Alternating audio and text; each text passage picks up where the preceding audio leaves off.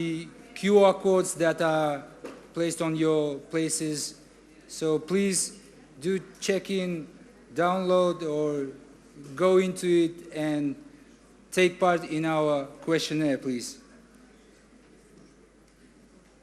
We are continuing our discussion within a second panel session, and I'm honored to introduce you our guest honored speakers. Please be informed we are honored to have today the Ambassador of the United States to Kazakhstan, Mr. William Moser. Please welcome.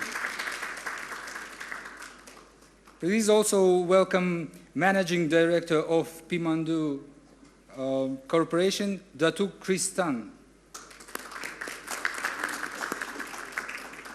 Today we are also having an Innovation and Special Initiatives Manager at the Emirates Diplomats Academy, Sepp Verheyen. Please. And also we are having today a head of the Center for Project Management Development in Public Sector at the Academy of Public Administration under the President of the Republic of Kazakhstan, Janar Tayjanova.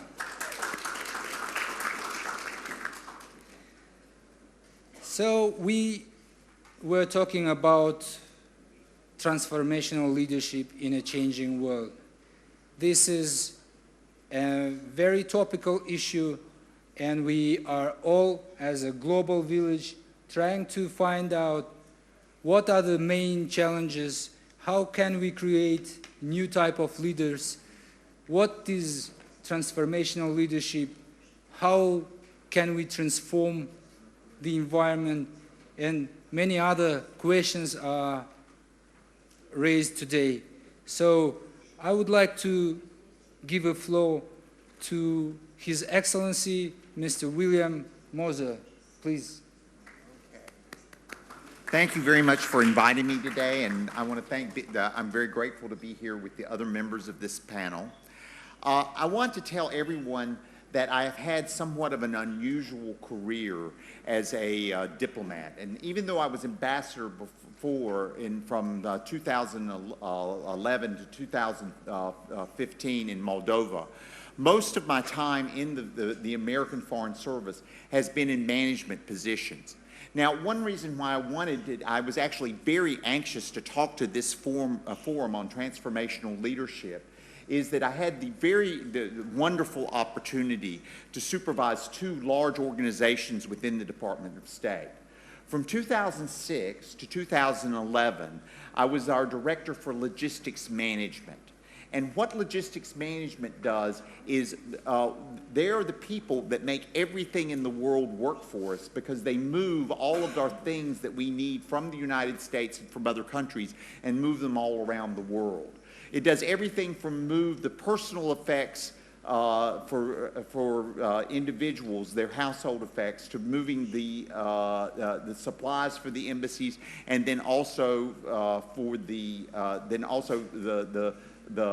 supplies for the embassy, and then also moves even the mail that we distribute around the world.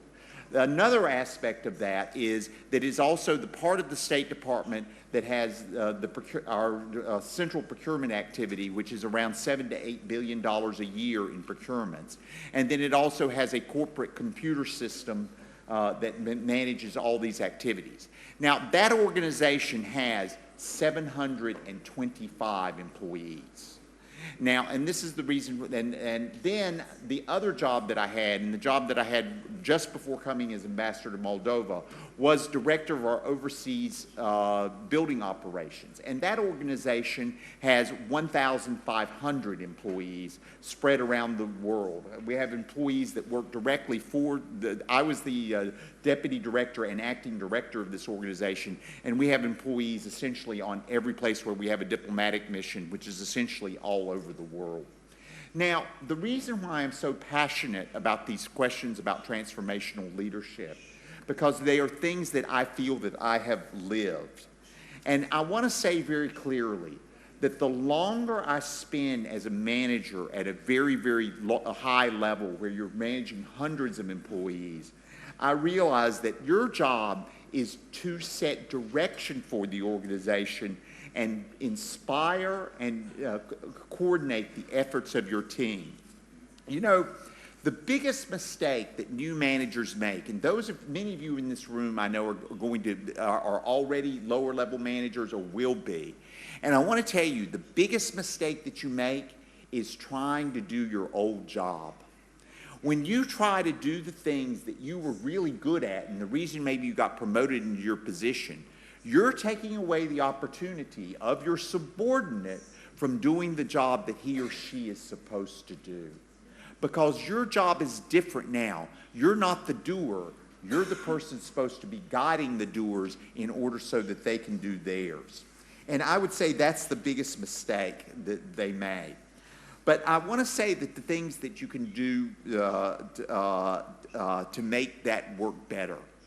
There's an author of a book called The Question of Why, Simon Sinek, that said for a high-performing team, leaders should start with the why question. Every member of an organization, every member of a team should understand why they are doing something, and they have to believe in it. Now, we have a concept that we talk about often in the United States called emotional intelligence. Because even though we think that everyone lives in a logical world, I hate to tell you, that is a lie. People live, and because people are people, and they are human beings, and they actually live in an emotional world. And if you do not get your employees to believe in what they are doing and to really say that I have a reason to get up in the morning and go to work because I believe in the task that I'm doing, then you are failing as a manager, because they have to have that in order to really get to that point where they want to come to work. Because a person that wants to come to work every day and is going to be your star employee, and they're going to make you look good. And I always say this, managers should be a very selfish individual in a way, because you want to make your employees successful and be good at what they're doing because it makes you look great. And the reason it does, you'll find out it's a much more satisfying relationship when they're getting a chance to do the work. Now, in the State Department, getting people motivated to do their work is not that hard, because we all work for the U.S. government. And in fact, many people come into the State Department because they believe, no matter what job they're doing in the State Department, they believe that doing the work of the U.S. government is important, and that there are missions that they can actually accomplish. And even surveys that we have of our State Department employees show that they are some of the most patriotic people in the world, because they believe that the mission of the State Department is important, and they believe that the jobs that they do every day is important. And this is despite any kind of no matter who is president or who the current boss is, that never shakes their patriotism and believing that what they do is important. Now, I want to say this, that teams pull together when members of the team feel that they can see the results of their work. And this is actually very important. And when their contribution is noticed and valued. And it's really amazing how motivating or demotivating that can be if you're making a tiny contribution to an individual, to a bigger process. But I always say this, that as a manager, you can make up for that. You know, I told you, I had 1,500 employees when I was in overseas facilities operations. And I would go to places like N'Djamena, Chad, and Nouakchott, Mauritania. And the people I met with, I went to see the ambassador, I went to see the ambassador's deputy, and I talked to the Americans in the embassy. But the people I wanted to talk to were the maintenance employees of the embassy. The electricians, the carpenters, the people cleaning the floors. And why did I want to do that? Because my job was to take care of the facilities. And if they didn't do a good job taking care of the facilities, then I was going to have troubles down the road. My investment of going and talking to them about their problems, whether it was about getting enough training or whether their pay scales were right or if they felt like that they were being treated fairly, if I wanted to show that I, as the senior manager in the Department of State for these people, that they knew that there were people that concerned about the work that they did every day. And that was in order to make them realize what they did was important, and that we need to make sure that we value the contributions that they made every day. And it is true, because we saw, particularly in our post in Africa, where we had built new buildings within the last 15 years, there were places that looked wonderful, and there were places that were disasters. And this was not because of differences in education. It was differences in motivating the employees to do a good job to take care of the facilities. You've got to be able to tell every employee that every task they do, no matter how small, is important to the organization. One of the things is, to give you an example from my time when I was running logistics management, very good one. You know, if you're a diplomat overseas, getting your mail once a week, very important.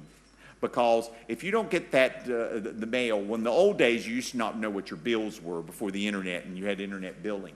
But, you know, just getting that little package from home or package from your family or getting something that you really, really wanted to have, like a little electronic device or a piece of clothing, those things are really important. Well, I had a mailroom staff that embraced this. And when they went to work every morning, they said, our job is to get the mail to the people overseas working and being important to our foreign policy of the United States. All true. They were inspired to the fact that what they were doing was in delivering an important service to the men and women that serve in overseas. And in our case, in the United States, serving in some of the most dangerous places in the world. And you know, even if you're in one of the most dangerous places we have, you know, getting that package of cookies from your mother can put a big smile on your face. And so they really were inspired by that. You know, I think that that another example that I have of this is when I worked in when I supervised foreign buildings, our facilities people. They had very much a purpose, because they knew that the buildings that they built were guaranteed, or at least reduced the risk of dangerous situations and safety risks and all. Now, if you've been in an organization like I have, which has seen over the years buildings get blown up and people killed, everyone in the organization takes these tasks very seriously. So even the lowliest architect in the organization, the one that was definitely the junior of the staff, knew that what he was doing every day to design a safe and secure facility was of ultimate importance. And this is back to this idea, getting employees to buy into what they do every day. And I'll give you a good example of this, about how important this can be. You know, several years ago, many of you will remember, there was Haiti had its first really major earthquake that it had in several hundred years. I went to Haiti not long after the earthquake. The place was leveled. There was nothing but rubble throughout the entire city of Port-au-Prince. But the U.S. Embassy was built to modern earthquake standards. And when they went in on the day of the earthquake, the only thing they had to do was flip the circuit breaker and turn on all the lights and the electricity again.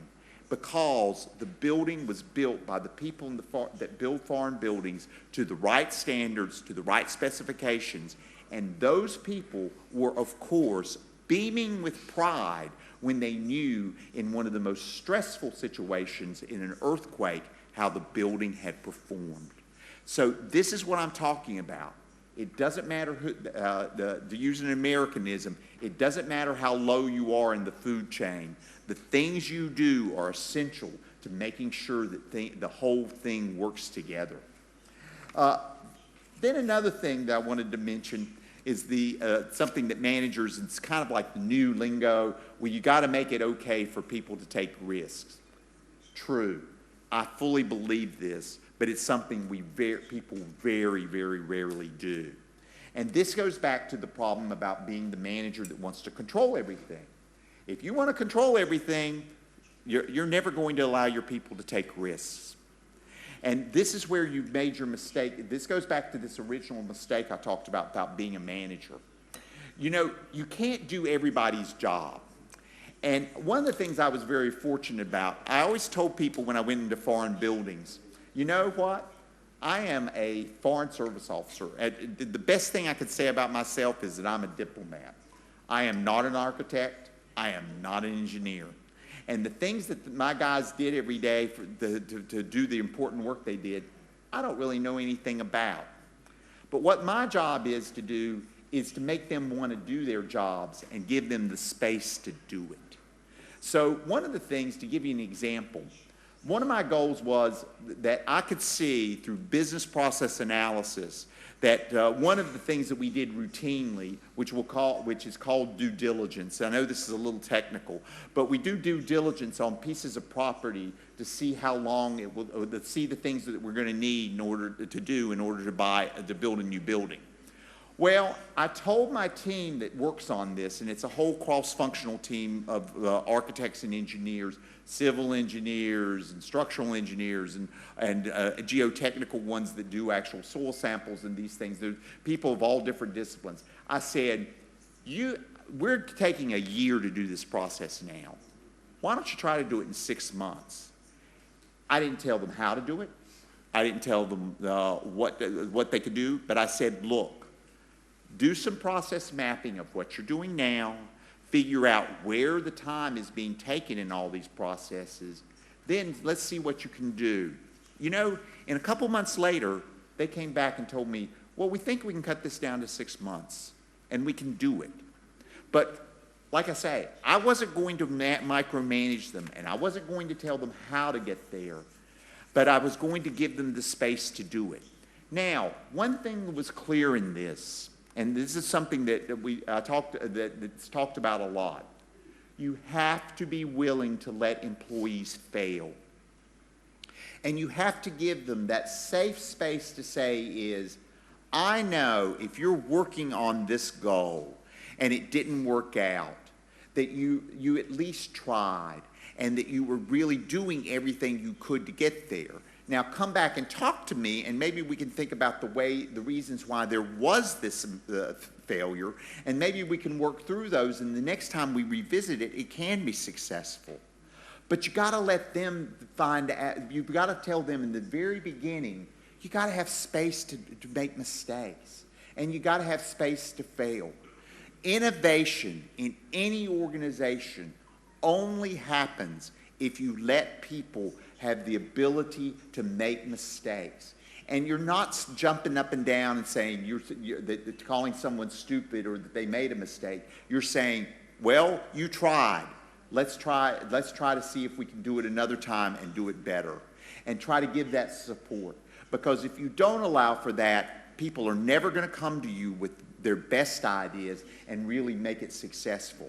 This is one thing that we were all thrilled about in the State Department when Mike Pompeo became Secretary of State, because one of the first things he talked about was the importance of letting employees take risks and letting them have the chance to fail so that they can lose from their failures and really try to go on and then become better.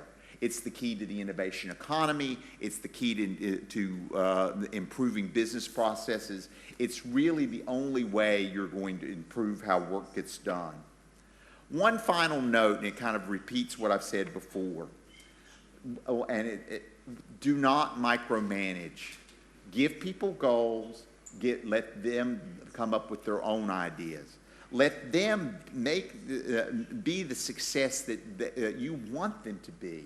But give them that chance. Remember, you've got to manage them and get the best product out of them every day. Your inspiration should be I made this person do a good job, or I help, not made them, but helped them get to do a good job.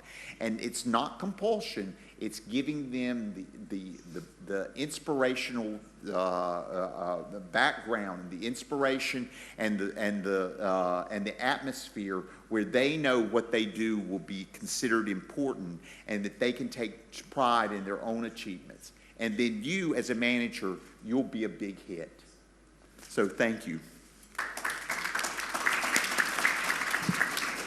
Thanks a lot, Your Excellency. It's really contributing, and seems like we are having a new facet in this discussion where we, as we can see, we need to inspire our teams, answer to the question, why are we doing this? And provide our colleagues meaningful work. And along with that, a failure is okay. Also is a good message. And I know that in Malaysia, this was, you know, at a state level conveyed idea that failure is okay. So in terms of that, I would like to give a floor to Mr. Datuk Kristan, please. Thank you. I will start quickly. First, I just want to say, Mr. Ambassador, you are now my new best friend in Kazakhstan. Pemandu works with governments around the world, in Africa, in South Asia, now in Russia and Central Asia, when they are having transitions, critical transitions. This is the time when you find, in many cases, that you have already purchased a Ferrari, and then you are now trying to figure out how to drive the damn car. And when you want to make sure that you are even pointing in the right direction. Yeah? So I want to start by sharing my personal evolution of the concept of leadership. As a young employee, when I first joined my company, the first thing my supervisor taught me was that there's a difference between managing and leading. Managers do things correctly. Leaders figure out what are the correct things to do. There's a critical difference that some of us still haven't learned. And then after a few years, my worldview changed a little bit more when, you know, I started to think about Deng Xiaoping when he was the chairman of the Chinese party. And his famous words were, "It does not matter if your cat is black or white, as long as it catches the mouse." Now, think about this very carefully in your next interaction with your stakeholders. Do people obsess over details and minutiae, or are they really focusing on the goal, right? Finally, when I started working with this man at the Kennedy School of Government in Harvard, Professor Linsky, it all became clear. Leadership, especially transformational leadership, is the art of disappointing people at the rate that they will permit you to do. As leaders, this is your job. When you find yourself in a situation when your organization has made too many promises that they cannot keep, it is your job as a leader to decide which promises to break. Your managers can go and figure out how to execute, but the decision on which things to focus on lies solely with you as the leader. Okay? But it's very, very good that Ms. Lim was here from Singapore. One of the greatest examples of a transformational leader is Lee Kuan Yew. This is a man that was not afraid of making difficult decisions. He was not afraid of being unpopular because he made sure that he delivered. The same can be said of Park Chung-hee back in South Korea. He was a highly unpopular leader, but he got things done. And now that I live in Moscow, I look at Mr. Sobyanin, the mayor of Moscow, and I look at the things that he is doing. He is making people unhappy with many of his reforms, but Moscow is changing by the day. This is the kind of thing that you need to bear in mind if you want to be a transformational leader. It's not about being popular. It's about delivering, right? But how do you deliver? Okay? To understand how to succeed, you first have to understand why you failed. All right? I won't go into all of these things, okay? This material, I'm sure, will be made available to you. But we emphasize on these 6 secrets of leadership to our clients. Transformational leadership. Like the ambassador said, the first thing you need to do is to learn to play the game of the impossible. Give yourself a target like he did. Change the system in 6 months. When the history says you need more than 1 year to do it, give your guys a target of 6 months. Is this something that everybody thinks is impossible? I think they will, okay? But the point of setting yourself an impossible target is that this frees you from the fear of failure. If you agree to easy targets, there is no excuse for failure. But if you subscribe yourself to an aspirational target that everybody thinks you are crazy to do, if you fail, it's okay. Think about the moonshot. You can say you try for Mars, but it's okay if you land on the moon. All right? This is the kind of attitude that you want to have as leaders, and this will enable your people to do dramatically different things, and this is what drives innovation. The second thing that you need to be conscious of is always in your organization, because your organization is a multi-stakeholder organization, every department, every director thinks that their department is the most important department in the entire company. You, as the leader, must set a very clear true north. Okay? What is that single objective for the company? Make it quantifiable, make it comply to all the SMART requirements, and then use this as the basis of all your decision making. You cannot allow the logistics department to say that they require the budget because their job is the most important, and then the administration department, the IT department says they need all the budget because their job is most important. You need to figure out for yourself as the leader, okay, what is most important for the company, for the organization, okay? Because, and I put here a picture to help to guide everybody there, okay? Moses, okay, pointed to the true north, okay? The promised land is the true north. There's a reason why I use Moses for this particular example. The third secret, discipline of action. Now, once you have declared your intentions, you must take action. Now, I use an example here of playing chess. Huh? Kasparov, remember, we still remember Garry Kasparov, right? He is a great grandmaster, very smart. He has 20, 30 steps in his mind before he even starts the game.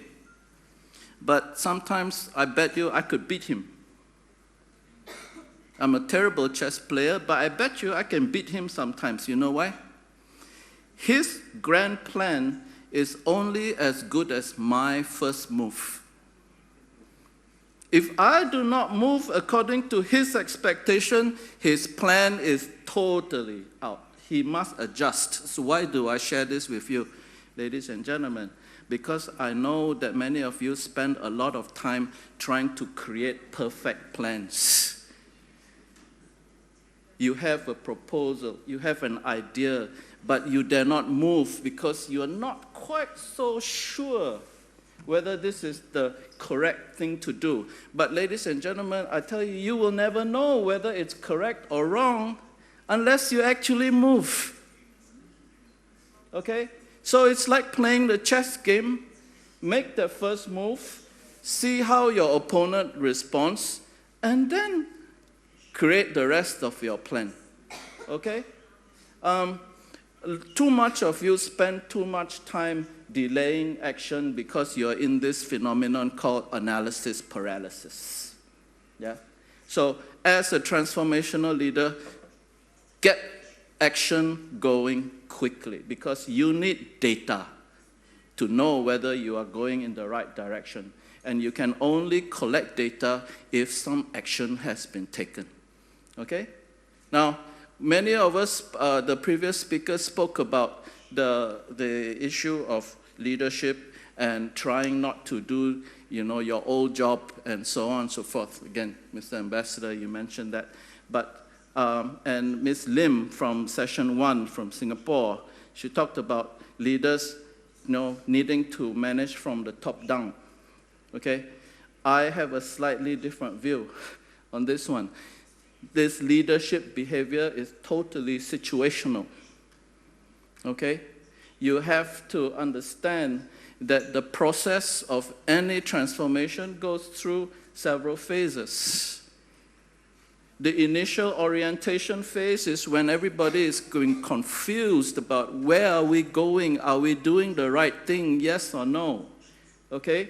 In this kind of situation, the style of leadership that you must exhibit as a leader must be highly directive. Yes, this is the situation when you need to call the shot.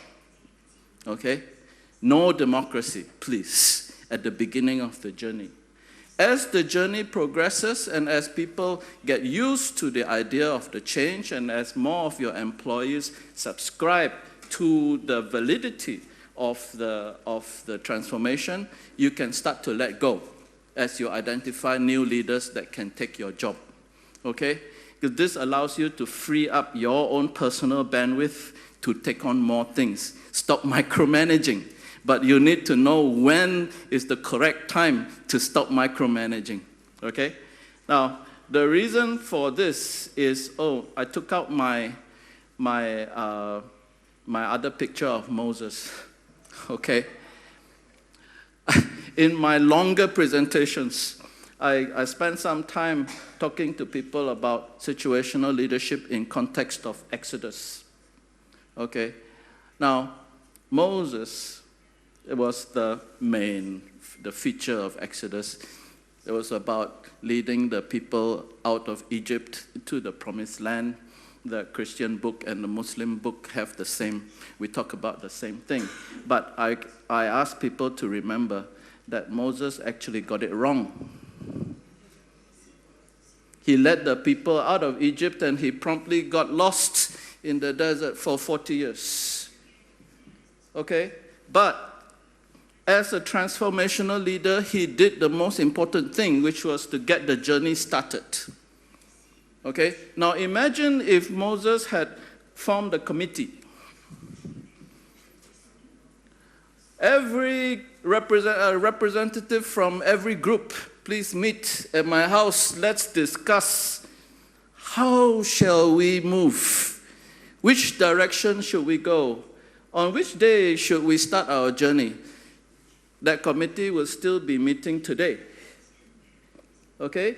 But because he was directive, he got the journey started. And as the journey progressed, a new generation of leaders took over and they finally found the promised land. Okay? This is a parable from a book, but the practical application, I'm sure you see, is very real. Now, the fifth secret that we always remind everyone is, please, let's not pretend that we are not competing. Every department, every minister, every director competes with his colleagues for resources. Okay? You have to find a way to rally around a common goal, which is why that True North was so important. Okay, I've been in discussions where people from the Department of State would say this, and then the people from the Department of Commerce would say, okay, that's fine. We in Commerce have another agenda, okay, and we all know we are doing the right thing, and everything slows down. Okay, the last one before we let the next speaker take over, ladies and gentlemen, divine intervention.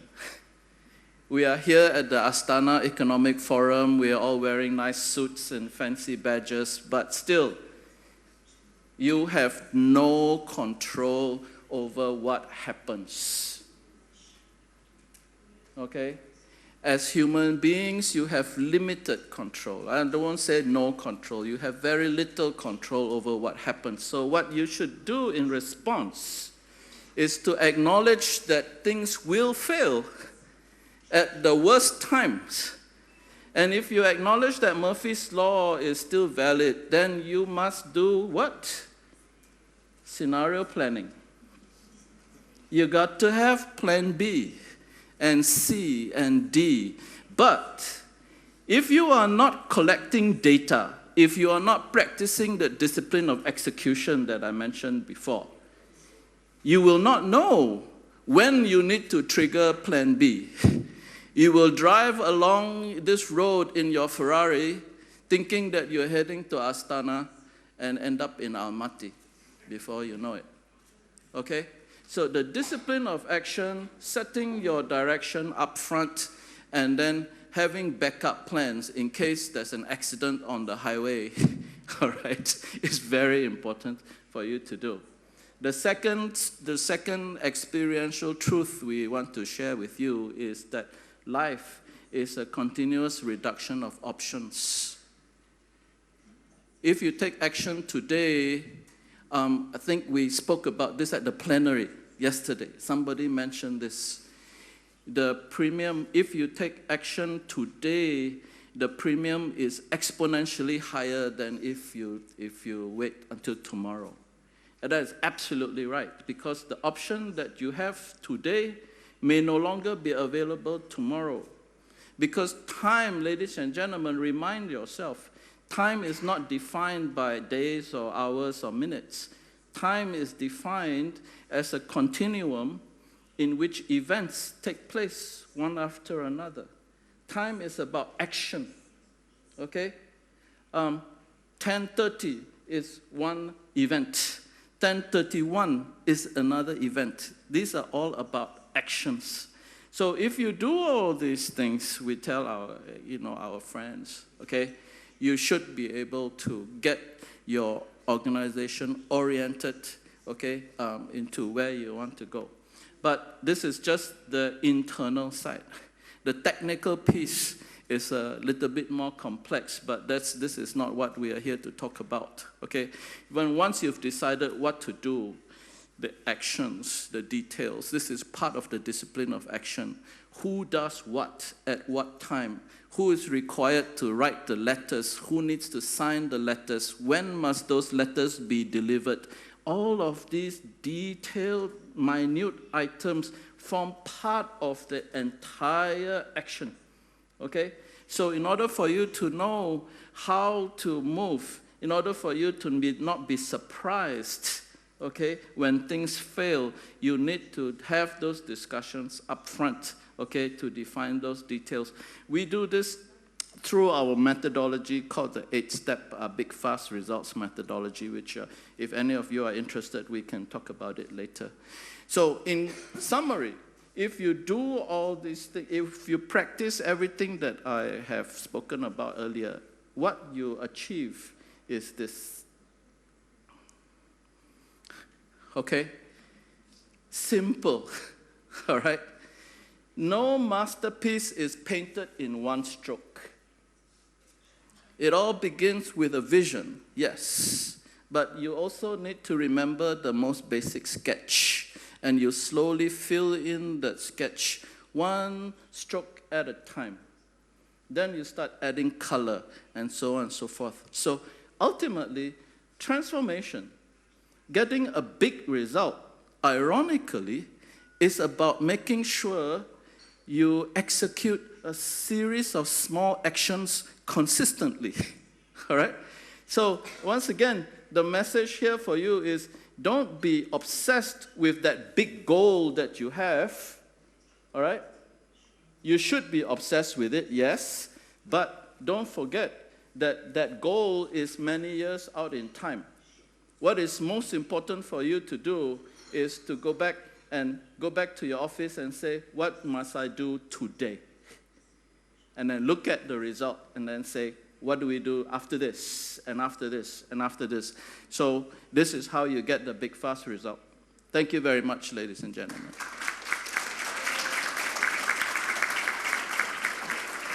Thank you.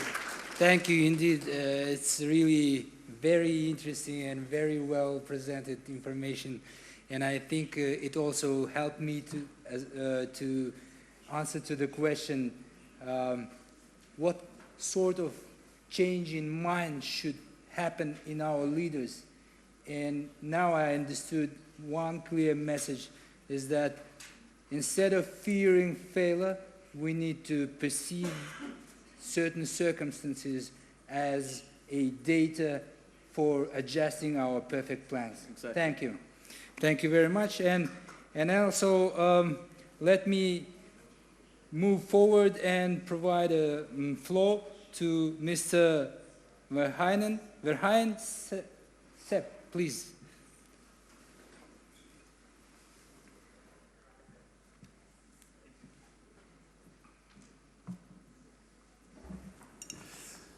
Ladies and gentlemen, it's a pleasure to be here with you today. First of all, I would do my best to keep the standards as my two previous speakers. And Chris, you have some competition to become the best friends of Ambassador Mosser, because I'm competing now as well. So, first of all, I would like to congratulate the organization for an excellent conference. I had already a very good time in these 2 days. And as well, I would like to thank the Academy of Public Administration for the invite. Now, over the last 2 days, we had a lot of inspiring talks about what's happening in the 21st century. What are the challenges of the 21st century and how we can cope with this? One of the examples was former President Nazarbayev, who actually pointed out that we need a workforce who is equipped for the 21st century. Now, I'm just going to give you 3 figures that actually showcase this dilemma. Like, the average time spent in a job these days is 4.2 years. So that means every 4.2 years, somebody's changing jobs. Secondly, 1/3 of the skills that we have today are not going to be needed anymore in 5 years. And then if you question the workforce on these elements, they feel 25% is feeling a mismatch between the skills that they have and the skills that they need. Now, the underlying problem is then again very well explained yesterday in the plenary session by President of Armenia, Sarkisyan, because he was saying education is stuck in the 20th century. And that's really the issue. Why? Because in our current education system, what we are doing, we are holding on concepts as operational efficiency. Meanwhile, all the work these days is remote work, or most of the work can be done remotely. Second of all, our education system is based on knowledge, and it's not based on skills and competence what we need. And thirdly, people who are teaching, like myself, because I'm teaching at the Emerson Academy, what we are doing, it's like I'm teaching a younger generation. So I'm taught differently than the new generation. So this just showcases the difficulties that we're having. Now, on top of that, we are living at an interconnected world, and everybody these days has one of these in their hand. Why I'm pointing this out is because this actually shows the change. Because like you have a supercomputer in your hand where you can look up all the information that you need. So that means like our education system has to adapt to this, has to adapt to the fact that in this auditorium, or where I'm speaking, everybody's on their phone, and hope not everybody's looking at their phone, but at least I can see that everybody has a phone on them. So then the argument that we are using is, does this makes us stupid? No, I don't believe so. Because what is happening is it's like evolution. What happened when television was invented, we also have to rewire. Our brain is clever enough to rewire, to actually reset, and actually to find a better way how we gather information and how we can save the information on our hard disks. Now, this said, what I want to showcase that we really need to revolutionize the education system. And I think one of the good examples is actually the Kazakhstan Academy of Public Administration. Why I'm saying this? Because I went over their statements. They're based on knowledge, skills, and competences. And their strategy is that they're looking at what are the actual skills that the people have at the moment, and what are the skills that civil servants need in the future. And these are the education systems that we need to address the challenges in the 21st century. Now, at the Emirates Diplomatic Academy, we are based in Abu Dhabi. We actually do the same. We are training the new diplomats. We are training the new generation of diplomats. Now, the first question that we have to ask is, what makes a good diplomat? And I'm quite embarrassed that I'm going to say this, and it's not Ambassador Moser who has to replace me to say this, but I'm going to refer to somebody else. I'm going to refer to Ambassador Mayer, who was actually the UK ambassador to the US. He said, a diplomat needs to have a quick mind, a hard head, a strong stomach, a warm smile, and a cold eye. So a diplomat needs to think very quickly. He has to have a very strong character. He has to be a bit stubborn because he's following the positions of his country. He has to have a warm smile. He has to welcome the people because he has to invite people to come to talk to them. And finally, he needs to have a cold eye. He needs to analyze things. Now, when we were listening to Ambassador Moser's talk, what we actually noticed there is that a diplomat, an ambassador, needs to be the perfect multitasker. Because when he was talking, we could hear how many different tasks he has. Like he had 20 different jobs, and we still all expect that this one person, one ambassador, is actually doing this. Now, to go back then to the academy, our structure is based on knowledge, skills, and character. So we try to train our diplomats in these three elements. Now, to make it easy, it's actually we train them for the head, we train them for the hands, the skills, and the heart, the good character. Now, to give you an example, for example, knowledge. Very traditional courses has to be taught still. For example, international introduction to IR, let's say political economy and so on, international law, or really courses that has to be taught. But what we do as well, we teach them culture diplomacy. We teach them country brand management. These are the classes that the students, that the diplomats need to address the challenges in the 21st century. Now, to go back on skills, of course, a diplomat has to negotiate, be a good negotiator, has to be good in protocol and etiquette. But on top of that, this generation needs to know how to do media handling, needs to know how to use Twitter, needs to know how to send out the message of the country over to social media, and as well how to network. And that's why a forum like this is ideal. And what I do, I bring the trainee diplomats to the different national days. Why? Because they have to they have to get used to the fact that they have to go to events, that they have to talk to people, because from the moment they are posted abroad, that's where their main information will come from the network that they build up. Then, lastly, character. We try to train them in kindness, curiosity, and braveness. And I think these are really the three key characteristics that we need. Now, that's all very nice what I'm saying. Now, of course, the next question is, how do you train this? How can you train kindness? How can you train how to network? And actually, it's not so hard if you really try, because we do this by simulations. We do this by role plays, gamifications, meaning that we develop certain games to address the skills, and by team projects. Now, I just want to give you one example. As before, we were talking about the SDGs. To teach them about the SDGs, what we did, we developed a game, a card game. Very simple. You need the knowledge to do the game. You learning the game itself is about negotiation, and the only way how we can win the game is actually by being kind and understanding the positions of other people. Now, so what I want to say, education these days has to be more engaging, has to be more creative, and it's all based on teamwork. For example, if we now look at how companies are recruiting, these days what comes often is that they actually have to do a team-working exercise, because we don't want the person based on their CV, okay, he's the best qualified. No, what we want is somebody who also has the right character and who has the right skill sets to do. So instead of doing just a standard interview, we actually put 5 people together and they actually have to do an exercise together. Based on this, you're going to select the candidate that is the best, because he will accelerate in knowledge, he will accelerate in skills, but as well in the character, because the character will actually define how good this employee will be for your company.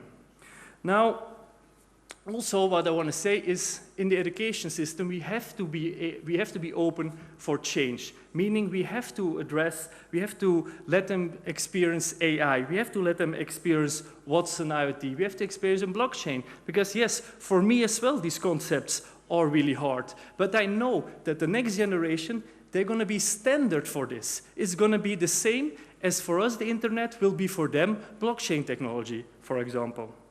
Now, to wrap up, I just want to finalize to say what are these what was the key skills or the key needs for the 21st century. And I'm going to make this very easy to remember. I'm going to say 1 A word, 2 B words, and 3 C words. Word number A, agile attitude. It's really important that we have an attitude that's open for change, because our society is changing all the time because of technology. So we need to have an attitude that's open for it, that can accept the change and actually try to find solutions for it. The 2 B words, braveness and big data survey. What's braveness? Ambassador Moser already pointed out correctly that we have to let them fail. What's at the moment in our education system is actually based on not failing. We want that everybody passes. We want that everybody does it exactly the same way. And from the moment that you do something else, from the moment somebody is innovative, what happens is that this person fails because he didn't use the standard procedures. So we need to let people be innovative and be brave. Second of all, big data. Of course, like of this forum, and a lot of speakers already addressed this, big data is big. What I want to mean with it, you have to know how big data works. It's not that you have to be the best programmer, no, but what you need is to understand how it works and use it in your advantage, because a lot of decisions these days are made on big data, and it will make your decisions much easier, as other speakers said before. Now, my last 3 C words are cross-cultural understanding, collaboration, and creativity, as I addressed before. Cross-cultural understanding, as at the moment, if we live in a society that's so well connected, that means you have to understand other cultures. For our diplomats, it's really important to understand the protocol and etiquette of our country, but it's also very important to understand how to address people, and for that one, cross-cultural understanding is really important. Second of all, collaboration, because as mentioned before as well, collaboration is key. Why?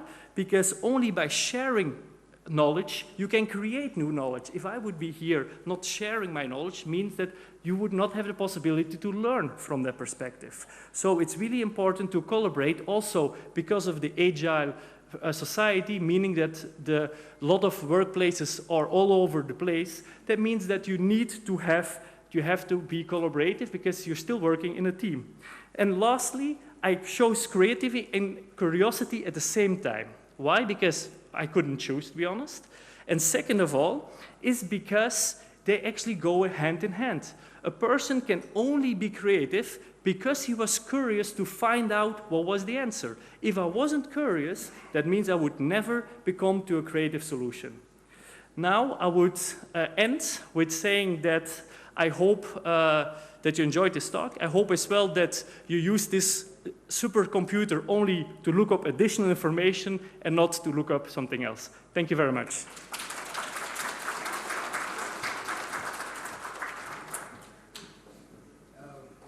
what I can say. The main characters that you have mentioned now, they are also applicable for not only for diplomats but to all managers and especially the transformational managers that we are talking about today. And in this regard, to our conversation, to our discussion, I would like to join my colleague Janar Tajana, who will be sharing some knowledge and experience during executing the projects. Thank you. Thank you, Altair Maldic. Dear guests, dear speakers, I have prepared my presentation in Russian, so let me start. Когда мы говорим when we discuss a new format for interaction in between the public and the state sector, the question is where to find those point of contact. The civil society up until now has been acting as a filter. So if we list the functions of the civil society in terms of transformational leadership, for instance, we could list the resilience to the state servant and promotion of state interests. In the international practice, the promotion and development of the civil society is divided into 3 stages. The first one is the separation in between the state and public sector, and the second one is development, and the third one is the globalization and pluralization of the civil society. At the moment, Kazakhstan is at the second stage at the moment, and just lately last year the public organizations have demonstrated their attitude over to the state service, and right now the civil society gets rid of emotional, depressing and demanding attitude towards the state, and as a result there's a new mechanism of how to interact and to ensure the interaction in between the citizens based on partnership and acknowledgement of the human importance. So the major topics for the civil society, the development is based on the rules of law, promotions, and the decision making needs to provide for inclusion of the civil society and interaction in between the civil society and the state service. And in this regard, I would like to mention about the importance of the Academy for Civil Service, chaired by the President of the Republic of Kazakhstan, and the role that our branch offices play in terms of distributing this information. We're seeking for the leaders that are of demand at this stage of the development of our country. So what has changed so far? A special attention is paid to the motivation laying under the decision made by the government while developing the mechanisms of interaction in between the civil society and state service. And we need to talk about the mutual trust, of course. I have been attentively listening to the previous speakers, and I would like to thank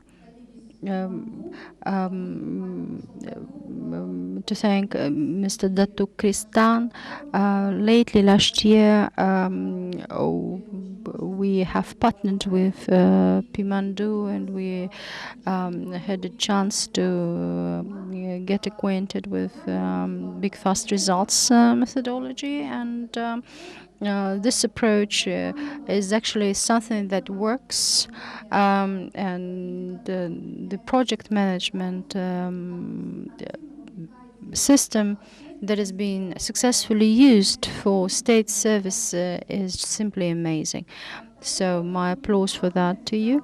And the second point I wanted to make is that we need to be striving for the better together.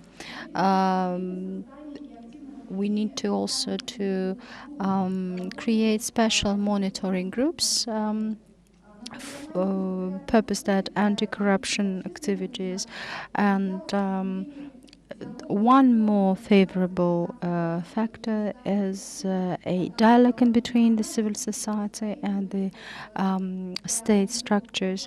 I will keep saying that we have a partnership, not the vertical relationships in between the civil society and the state service. So the more and more organizations are popping up, organizations that are dealing with civil society issues, and I would like to mention one more project that is called Atanda Kalana. We have non-governmental organizations reps over here who are helping the state service to implement this project. So Adalt Kalana is the project that we're very proud of. This is a project purposed at anti-corruption activity. And we're now getting rid of bureaucratic traditional approach over to the management based project management based approach. And if previously, for instance, executive bodies would follow whatever the central government would tell them, at the moment the regions are oriented at the customers, at the consumers, and the state bodies, the state agencies do realize that the consumers are different. And they're being oriented to blockchain, to something else. The effective communication channels have to be arranged through messengers, social networks, and so on. We are all aware about the fact that there is a lack of funding, and the remuneration for state servants doesn't allow to retain professional personnel. And we do realize that a low remuneration leads to a formal attitude towards jobs, and Kazakhstan has shifted over to career-based remuneration that provides for stimulation mechanisms, so that there is a wide range of salary packages. Therefore, we are now having a considerable growth in terms of stimulation of state servants. And one more component that is important for civil society interaction is a civil control. The civil control is initiated by the citizens of Kazakhstan, and that provides for a better quality of state servants. And plus, I should be adding that the state service quality is also ensured by getting a feedback, a transparent feedback regarding the effectiveness of the state services in Kazakhstan. So Adaldık Alanı, the anti-corruption project, could be used as one of the brightest references to what I just have discussed. So why did we manage to achieve those results? Thanks to project management based systems, we are able of demonstrating such a high efficiency.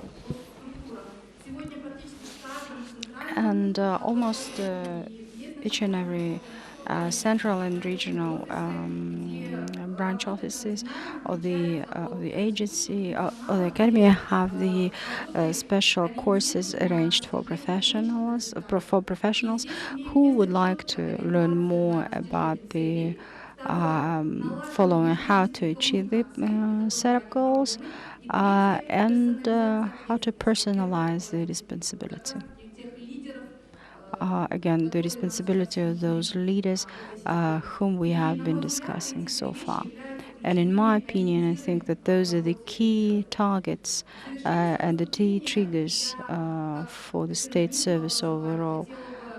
Concluding my speech as an economist, I would like to point out how important it is for the economy of Kazakhstan. Kazakhstan, as you're well aware about this fact, that Kazakhstan has an ambitious plan to become one of the 30 most competitive countries in the world, and I think that this could be achieved only thanks to joint efforts to be made by the state, public, and civil society. And I would like to again congratulate the organizers for such a successful conference, and thank you very much for participating.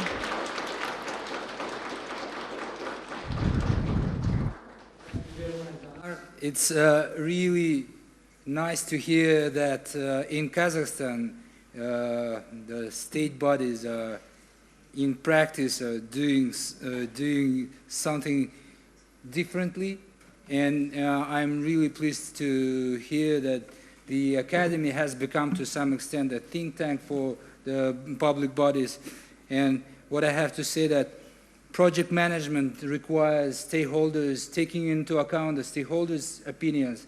Therefore, this is somehow we are practicing a bottom-up approach and better informed decision-making, which is completely different from the previous period.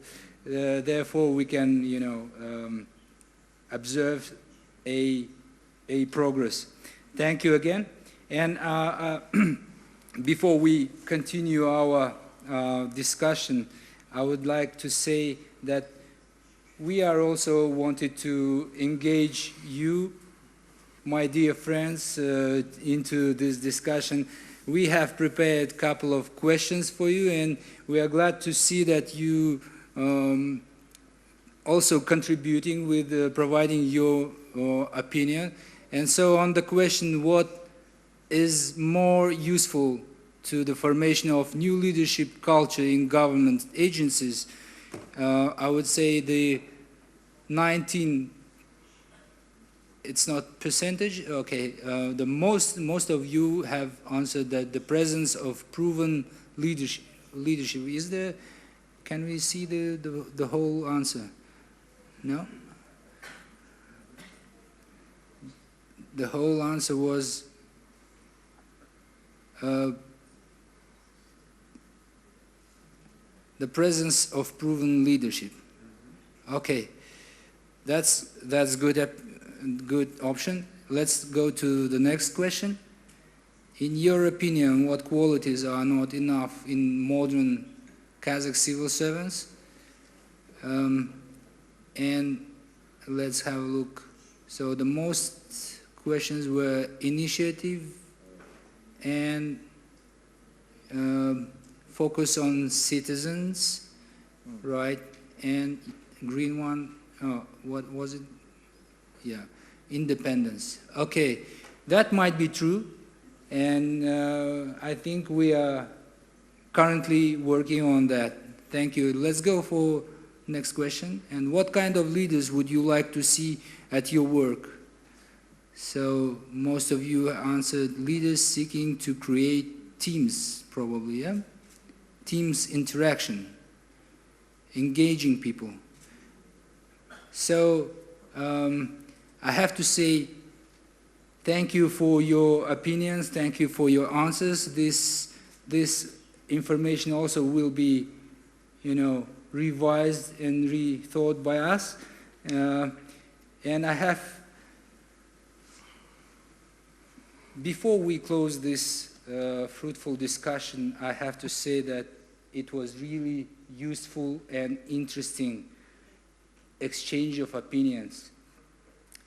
sharing knowledge and information.